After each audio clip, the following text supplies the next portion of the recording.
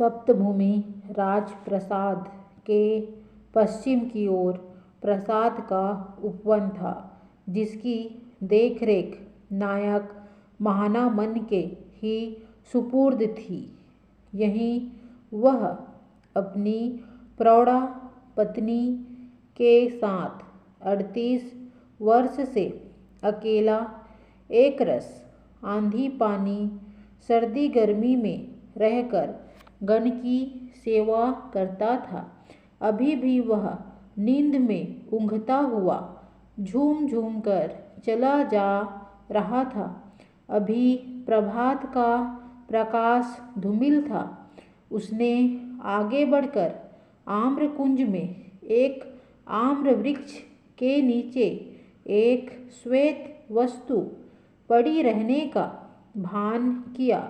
निकट जाकर देखा, एक नवजात शिशु स्वच्छ वस्त्र में लिपटा हुआ अपना अंगूठा चूस रहा है।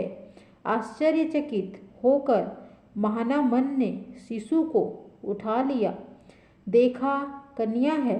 उसने कन्या को उठाकर हृदय से लगाया और अपनी स्त्री को वह कन्या देकर कहा, देखो, आज इस प्रकार हमारे जीवन की एक पुरानी साध मिटी है।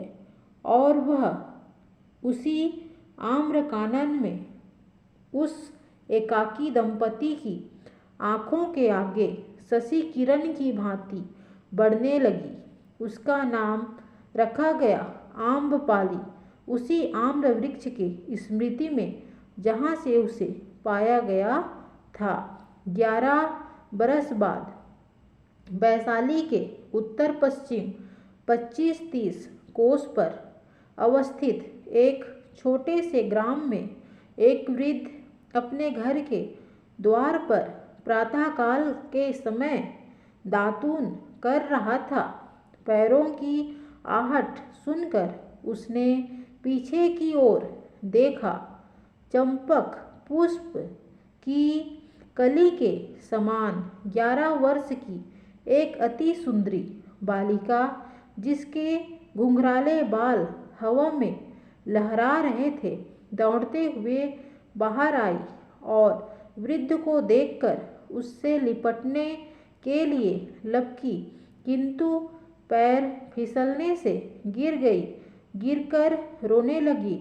वृद्ध ने दातुन फेंक दौड़कर बालिका को उठाया, उसकी धूल झाड़ी और उसे हृदय से लगा लिया।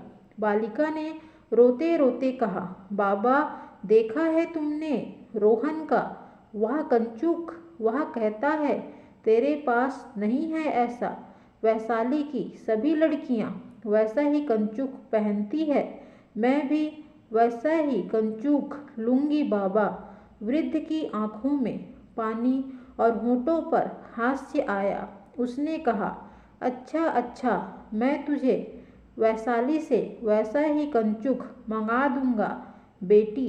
पर बाबा, तुम्हारे पास दम कहाँ है?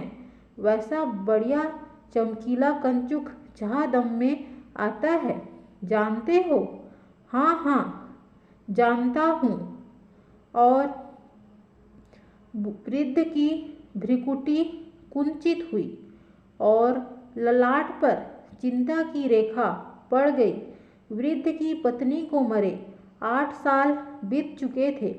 उसके बाद कन्या की परिचर्या में बाधा पड़ती देख सावंत महानामन राजसेवा त्याग कर अपने ग्राम में आ कन्या की सेवा शुश्रूषा में अबाध रूप से लगे रहते थे।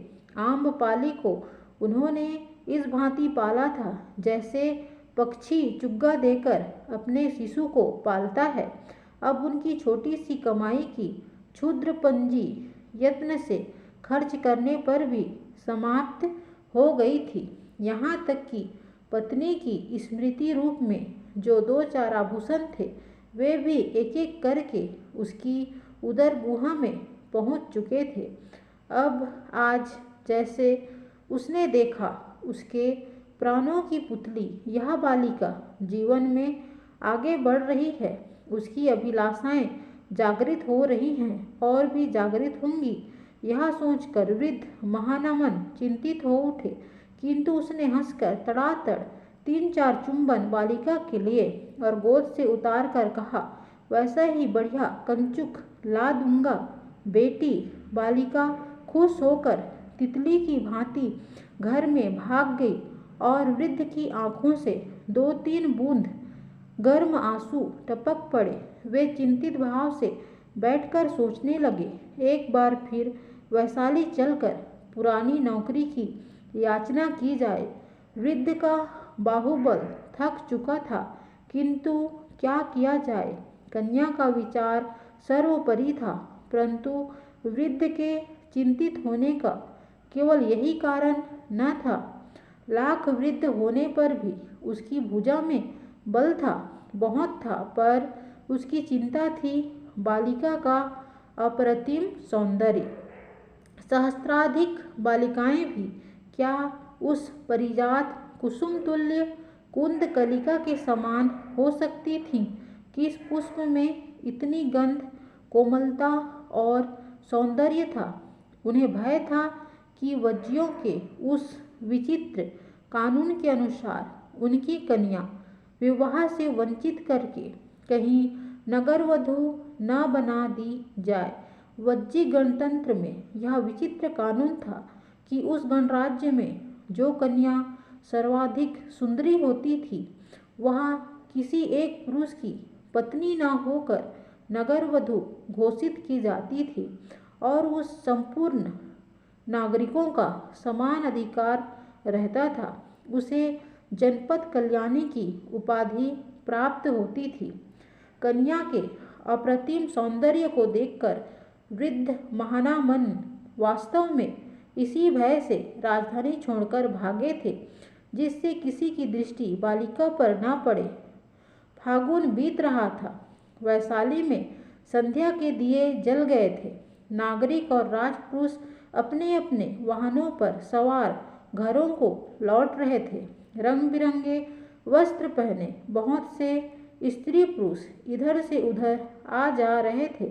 धीरे धीरे यह चहल पहल कम होने लगी और राजपथ पर अंधकार बढ़ चला। नगर के दक्षिण प्रांत में मध्य की एक दुकान थी। दुकान में दिया जल रहा था। उसके धीमे और पीले प्रकाश में बड़े बड़े मध्य पात्र कांपते से प्रतीत हो रहे थे। बूढ़ा दुकानदार बैठा ऊँघ रहा था। सड़कें अभी से सुनी हो चली थी। अब कुछ असमृद्ध लोग ही इधर उधर आ रहे थे, जिनमें मछुए, कसाई, मांझी, नाई आदि थे। वास्तव में इन्हीं की बस्ती अधिक थी। वृद्ध महानामन बालिका की उंगली पकड़े एक दुकान के आगे आ खड़े हुए। वे थक गए थे, बालिका उनसे भी अधिक। महानामन ने थकित किंतु स्नेह भरे स्वर में कहा, अंत में हम आ पहुँचे बेटी। क्या यही नगर है बाबा? कहाँ वैसे कंचुक यहाँ कहाँ बिकते हैं? यह उपनगर है, नगर और आगे है, परंतु आज रात हम यहीं विश्राम करेंगे। अब हमें नहीं चलना होगा, तुम तनिक यहीं बैठो बेटी। यह कहकर वृद्ध महानामन और आगे बढ़कर दुकान के सामने आ गए। महानामन का कंठ स्वर सुनकर बूढ़ा दुकानदार ऊँघ से चौंक कर उठा। जब उसने सामने खड़ा देखकर, हाँ हाँ, मेरी दुकान में सब कुछ है, क्या चाहिए? कैसा पान करोगे?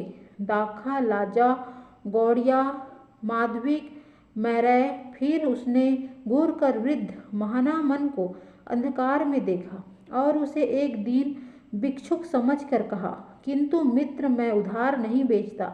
दम या कहापन पास हो तो निकालो। वृद्ध महानामन ने एक कदम आगे बढ़कर कहा, तुम्हारा कल्याण हो नागरिक, परंतु मुझे पान नहीं, आश्रय चाहिए। मेरे साथ मेरी बेटी है। हम लोग दूर से चले आ रहे हैं। यहाँ कहीं निकट में विश्राम मिलेगा? मैं शुल्क दे सकूँगा। बूढ़े दुकानदार ने संदेह से महानामन को देखते हुए कहा, शुल्क तुम दे सकते हो सो तो है, परंतु भाई तुम हो कौन? जानते हो वैशाली में बड़े बड़े ठग और चोर दस्यु नागरिक का वेश बनाकर आते हैं। वैशाली की संपदा ही ऐसी है।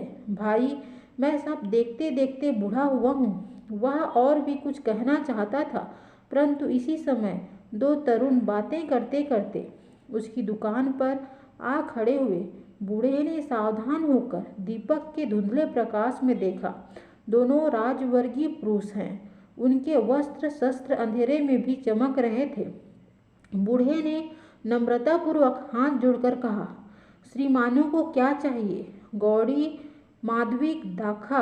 अरे पहले दस्यु की बात कह। कहाँ है दस्यु? बोल, आगंतुक में से एक तरुण ने कहा। आगंतुक में से एक तरुण ने अपना खड्ग हिलाते हुए कहा।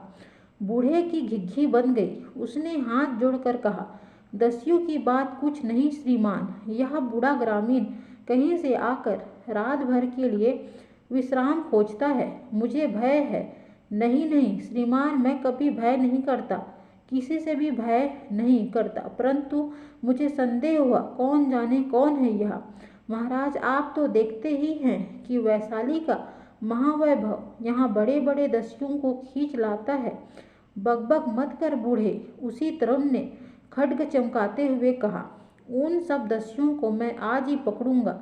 ला माधविक दे। दोनों आगंतुक सब आसनों पर बैठ गए। बूढ़ा चुपचाप मध्य ढालने लगा।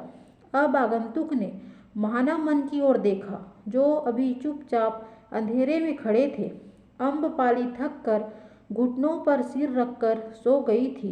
दीपक की पीत प्रभा उसके पीले मुख पर खेलती हुई काली अलकलियों पर पड़ रही थी। तरुण आगंतुक ने महामानन को सिर से पैर तक देखा, फिर आम्रपाली पर जाकर उसकी दृष्टि स्थिर हो गई। उसने वृद्ध महामनम से कहा, बूढ़े, कहाँ से आ रहे हो? दूर से। साथ में यह कौन है? मेरी बेटी है। बेटी है? कहीं से उड़ा तो नहीं लाए हो? यहाँ वैशाली में ऐसी सुंदर लड़कियों के खूब दाम उठते हैं, कहो बेचोगे? वृद्ध महानामन बोले। नहीं। क्रोध से उनके नथुने फूल उठे और होंठ संकुचित हो गए। वह निश्चल खड़े रहे। कहने वाले ने वह सब नहीं देखा। उसके होठों पर एक हास्य नाच रहा था। दूसरा साथी माधविक पी रहा था और उसका पात्र खाली हो गया। दोस्तों, आगे की स्टोरी नेक्स्ट पार्ट में मिलेगा।